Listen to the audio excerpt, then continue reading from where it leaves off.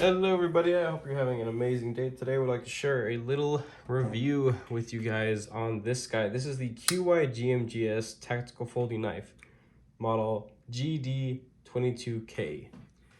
This is the only colorway that it comes in. There's no silver or different G10 handled colors. It's just kind of like an all black office ninja super tanto style knife. The price on this, this is actually coming from Amazon, where I got this unit from, $37.99, which honestly isn't too bad at all.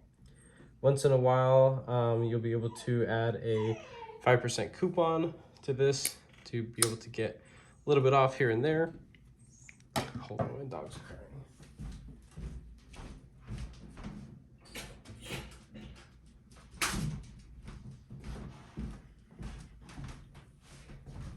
Alrighty. Got him out of the cage. Let's see. So let's look at some of the specs that they have here. For the most part, I don't really like to go off of specs off Amazon, but this is really the only place where I've seen that sells these knives, so I'm just kind of doing the best that I can with what I have. Blade length 3.5 inches, blade material D2, not really much of a surprise there. Overall length 8.5 inches. This thing is a full-size plus knife in my opinion, and weight 4.2 ounces. Yeah, this thing's pretty darn beefy for sure. All right, let's bring out some comparison knives for visual size comparison. See my Spyderco's, my PM2, my Para 3,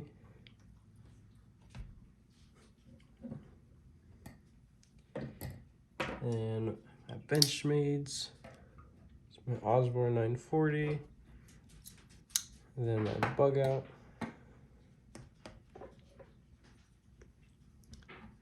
Next we have my Demco AD 20.5 and the Elementum. So yeah, definitely out of all those knives, it's more along the length of the PM2, but pretty slender, kind of like the Osborne 940 from Benchmade. And it's pretty much dwarfing everything else that I use as typical comparison knives. Let's use the Para 3 for thickness. The Para 3 has flat G10 scales. The review knife. it needs an actual name versus just a sequence of numbers and letters smashed together. I hate that. But the review knife has some scalloping and some milling on the G10, so it's kind of difficult to gauge how thick it is, but overall, yeah, it is definitely going to be a little bit thicker. There are good things and there are bad things to that. So I'm really just getting to the review now. This is a very polarizing knife for sure. This is a very slender overall profile of a office carry CEO gent kind of knife, but the weight, I mean, and the length of this thing is huge. It weighs a lot for what it is. So it's just weird. It's a very polarizing design. You know, it's supposed to fall into one category, but it fails at that, but exceeds in being something interesting and actually kind of cool. Now, this is the first tanto knife that I've ever reviewed on my channel. It is not something that I seek out for. It's not something that I care for. Do I think it looks cool? Yes, it looks cool. Is it practical? Absolutely not. And there's no one on earth that can convince me that a tanto is more practical than a regular drop point knife or a sheep's foot or a freaking camel toe cliff knife. Anything's gonna beat that, for sure. But this knife has actually surprised me quite a bit in the means of its action. It is very, very smooth. Ceramic ball bearings, ceramic detent ball. And just overall, just how simple and easy it is to manipulate this knife and actually use it. It's very comfortable because it's just a straight block, but the G10 is well rounded off, so it is comfortable And the steel liners, while being extremely thick and having basically no weight relieving, everything is well softened. There's no sharp edges besides the actual cutting edge itself. And talking about the cutting edge, I actually did sharpen this once in my time having this.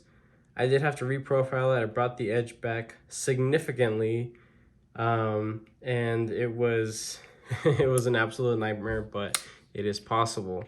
I'm on a guided system, the Work Sharp, no, not the Work Sharp, the Wicked Edge, the Wicked Edge Pro. It's basically just like a clamp system. It's a giant stone base and a clamp that sits like this, and it holds the spine of the knife kind of like this.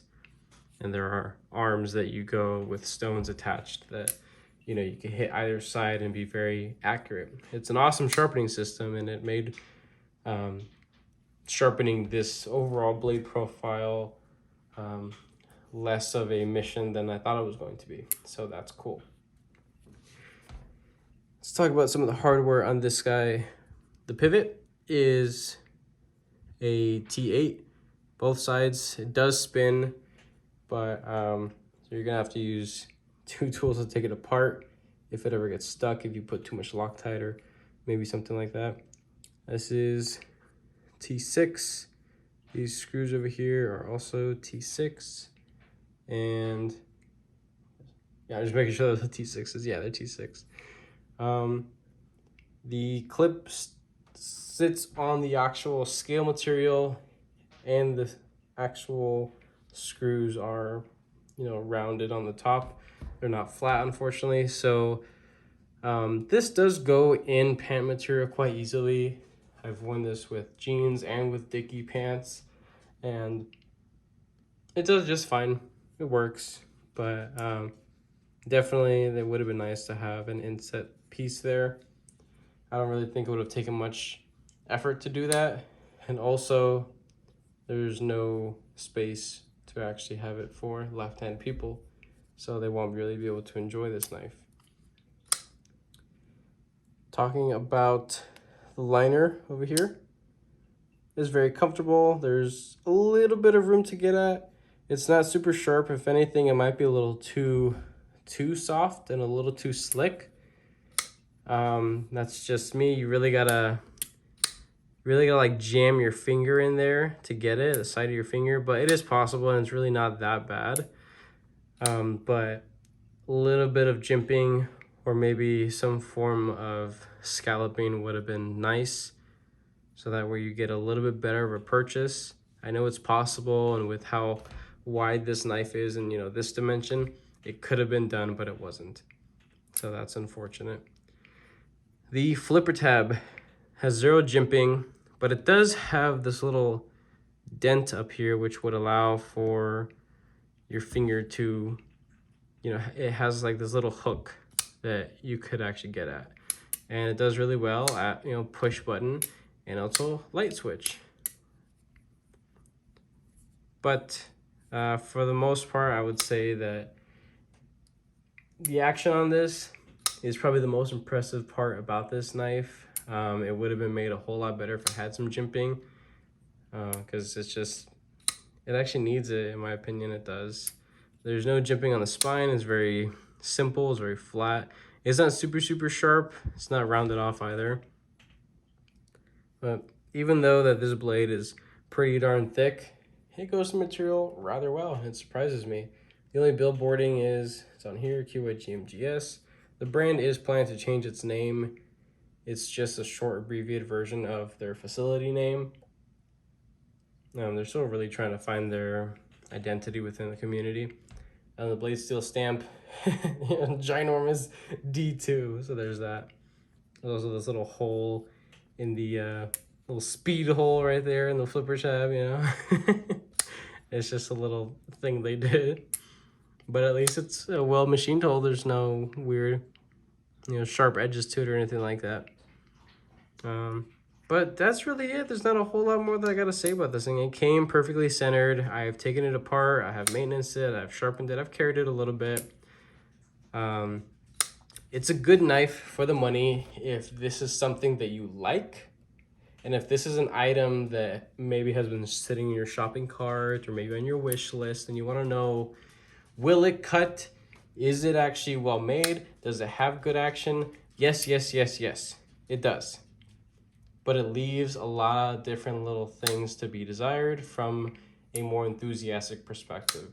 And at this price point, I would say that maybe a older, much more developed company would have been able to really knock this out of the park. But remember, guys, this is a very new company within the hobby, and they do have a couple premium models. I've actually checked out 2 of them already. They're both highly recommendable models, but one of the things that I mentioned in those is that for what they're asking for, I would say it's maybe like 35 bucks, a little too much than what they're at, like of what the actual knife is worth. This, yeah, I would spend the money. I would get this knife. If oh, let's rephrase that. If this is what I was looking for, and this is what you're looking for, I would recommend it. I would say go for it. The price that it's coming at really isn't that bad. It's enjoyable. It's solid. It's super sturdy. Again, a very polarizing design, but it's not going to fail on you. They're very sturdy overall, and I have absolutely no question about this thing to be able to, easily be strapped up, within the workplace or in your daily life if you have like a little pocket strap or anything like that, just to touch this thing up a little bit if you want to have a pretty screaming good edge on this. So with that, that's really it. I will be linking down what I can in the description. If you guys like this video, go ahead and subscribe, because there's a lot of other videos that I haven't really been doing any subscribe this and like this. And I think that some people that actually like my stuff probably just forget. It's all right. But yeah, there you guys go. I hope you have an amazing day.